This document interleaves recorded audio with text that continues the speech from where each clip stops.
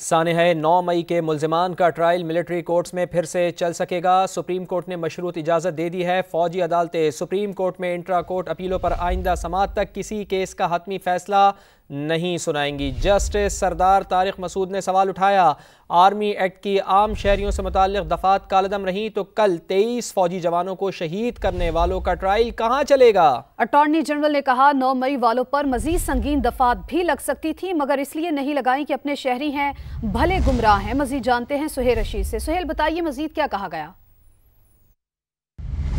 देखिए, 9 मई के वाकयात पर गिरफ्तार 104 मुलजमान जिनका ट्रायल मिलिट्री कोर्ट्स में चल रहा था, लेकिन सुप्रीम कोर्ट के 5 रुकनी बेंच ने अपने एक फैसले से उस ट्रायल को कलअदम करार दिया था। उसके खिलाफ इंट्रा कोर्ट अपीलों पर आज सुप्रीम कोर्ट में पहली समाअत थी, जिसके बाद अब उस पहले फैसले को जो 5 रुकनी बेंच का था उसको मशरूत तौर पर मुअत्तल करते हुए सुप्रीम कोर्ट ने अब मिलिट्री कोर्ट्स में उन तमाम मुलजमान का ट्रायल जारी रखने की मशरूत इजाज़त दे दी है और शर्त यह आयद की गई है कि हतमी फैसला नहीं सुनाया जाएगा। आज अटॉर्नी जनरल पाकिस्तान और वजारत दफा के जो वकील थे ख्वाजा हारिस, इन दोनों की जानिब कोर्ट के सामने सारा मुद्दा बड़ी तफसील से रखा गया था कि कैसे जो 5 रुकनी बेंच का फैसले से मिलिट्री कोर्ट्स की आर्मी एक्ट की कुछ दफात को कलअदम करार दिया गया। उसके बाद मुश्किलात का सामना यह है कि जो इंतहाई संगीन नोयत की दहशतगर्दी के वाकयात हैं उनमें जो मुलव्वस मुलजमान हैं उनके ट्रायल चलाने में भी मुश्किलात का सामना है, जिसके बाद अदालत से ये इस्तदा की गई कि बेहतर होगा कि उस फैसले को मुअत्तल किया जाए। जस्टिस मुसर्रत लाली वो जज हैं